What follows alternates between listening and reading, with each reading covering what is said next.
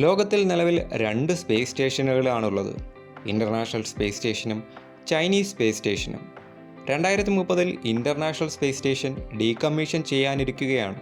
ഇതിനു പിന്തുടർച്ചയായി Axiom space launch ചെയ്യുന്ന സ്പേസ് സ്റ്റേഷനാണ് Axiom commercial space station. January 2020-ൽ നാസ ഇതിന് ഇനിഷ്യൽ അപ്രൂവൽ നൽകിയിരുന്നു. എന്നാൽ പിന്നീട് 28 ഫെബ്രുവരി 2020-ൽ ആക്സിയം സ്പേസിന് നാസ കോൺട്രാക്ട് നൽകി. ഘട്ടം ഘട്ടമായി നടപ്പിലാക്കുന്ന ഈ പ്രോജക്റ്റ് ഇപ്പോൾ നിർമ്മാണത്തിലാണ്. വരുന്ന സമയങ്ങളിൽ ഇതിൻ്റെ ലോഞ്ചുകൾ പ്രതീക്ഷിക്കാം. ഇതിനെ എന്തുകൊണ്ട് കൊമേഴ്സ്യൽ സ്പേസ് സ്റ്റേഷൻ എന്ന് വിളിക്കുന്നു? എൻ്റർടൈൻമെൻറ്റ് പർപ്പസാണ് ഈ സ്പേസ് സ്റ്റേഷൻ്റെ മറ്റ് സവിശേഷത. 6 പേരെ ഉൾക്കൊള്ളാവുന്ന കൊമേഴ്സ്യൽ മൊഡ്യൂൾ ഈ സ്പേസ് സ്റ്റേഷൻ്റെ ഭാഗമാണ്. ടോം ക്രൂയിസ് അഭിനയിക്കുന്ന ഒരു മൂവി ഇവിടെ വെച്ച് ചിത്രീകരിക്കാൻ പ്ലാനുകളുമുണ്ട്. ഇൻ്റർനാഷണൽ സ്പേസ് സ്റ്റേഷനിൽ പല രാജ്യങ്ങളിൽ നിന്നും ആസ്ട്രോണോട്സ് യാത്രകൾ നടത്താറുണ്ട്. കാലപ്പഴക്കം കൊണ്ട് ഈ സ്റ്റേഷൻ വരുന്ന സമയങ്ങളിൽ ഡീകമ്മീഷൻ ചെയ്യേണ്ടതായുണ്ട്. നാസ ഇതിനായി പ്ലാൻ ചെയ്യുന്നു.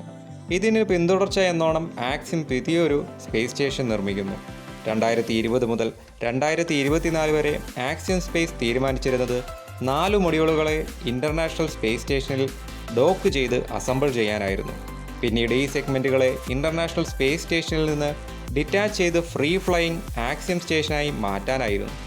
ആക്സിയം സ്റ്റേഷനിലെ ക്രൂ ക്വാർട്ടേഴ്സിൻ്റെ ഡിസൈൻ 2018-ൽ കൺസീവ് ചെയ്തിരുന്നു.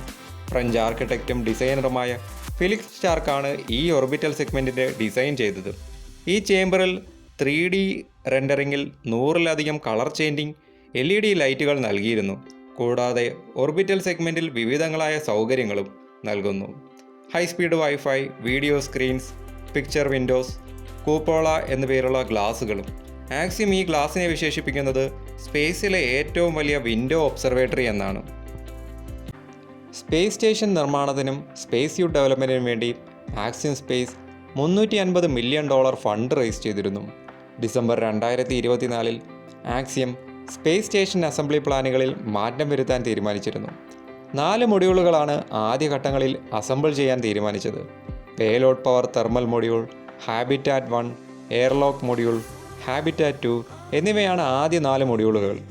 ആക്സിയം ഓർബിറ്റൽ സെഗ്മെൻറ്റുകളെ ഇൻ്റർനാഷണൽ സ്പേസ് സ്റ്റേഷനിൽ അസംബ്ലി ചെയ്യുന്നതിന് പകരം ഹാബിറ്റാറ്റ് 1 മൊഡ്യൂളിനെ ലോഞ്ച് ചെയ്ത ശേഷം ആക്സിയം സ്റ്റേഷനെ ഇൻഡിപെൻഡൻ്റായി ഫ്ലൈ ചെയ്യാനാണ് തീരുമാനം. ആദ്യ മൊഡ്യൂളായ പേലോഡ് പവർ തെർമൽ മൊഡ്യൂളിനെ മാത്രം ഇൻ്റർനാഷണൽ സ്പേസ് സ്റ്റേഷനിൽ ഡോക്ക് ചെയ്യും. ഈ മൊഡ്യൂൾ ISS-ൽ വെയിറ്റ് ചെയ്യും. പിന്നീട് ഹാബിറ്റാറ്റ് 1-നെ ലോഞ്ച് ചെയ്യും.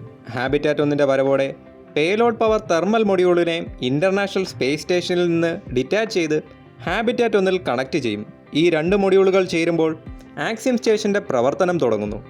ഓരോ ആക്സിയം സ്റ്റേഷൻ മൊഡ്യൂളുകളും ഇൻഡിപെൻഡൻറ്റ് സ്പേസ് ക്രാഫ്റ്റുകളാണ്. ഇതിൽ എല്ലാവിധ സജ്ജീകരണങ്ങളും നൽകിയിട്ടുണ്ട്.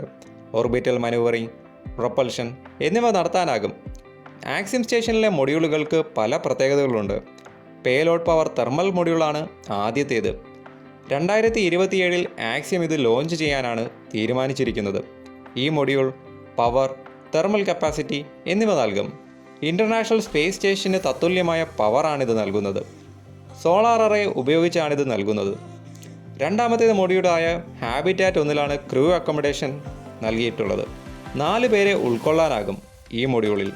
ഓരോ പേഴ്സണൽ ക്രൂവിനും വലിയ എർത്ത് ഒബ്സർവിംഗ് വിൻഡോകളും ടച്ച് സ്ക്രീൻ കമ്മ്യൂണിക്കേഷൻ പാനലുകളും ഉണ്ടാകും.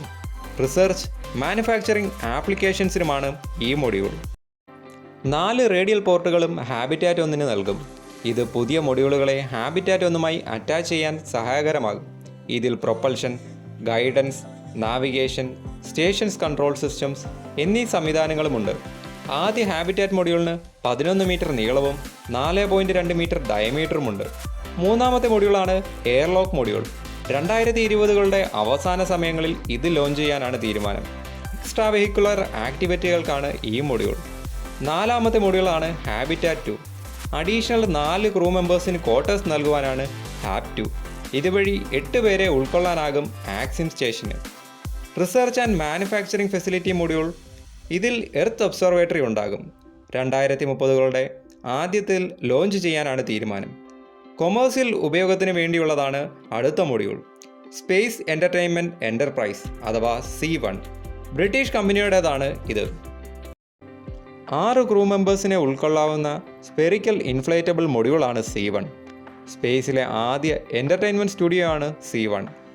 ഹാബിറ്റാറ്റ് 1 ശേഷം C1 ലോഞ്ച് ചെയ്യാൻ പദ്ധതിയുണ്ട്.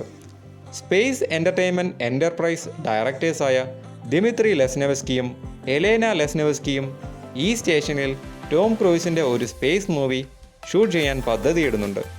ഇൻ്റർനാഷണൽ സ്പേസ് സ്റ്റേഷൻ ഡീകമ്മീഷൻ ചെയ്തതിനു ശേഷം റഫേലോ മൾട്ടിപർപ്പസ് ലോജിസ്റ്റിക്സ് മൊഡ്യൂളിനെ മോഡിഫൈ ചെയ്ത് ആക്സിയം സ്റ്റേഷനിൽ ഇൻസ്റ്റാൾ ചെയ്യാനും പദ്ധതികളുണ്ട്.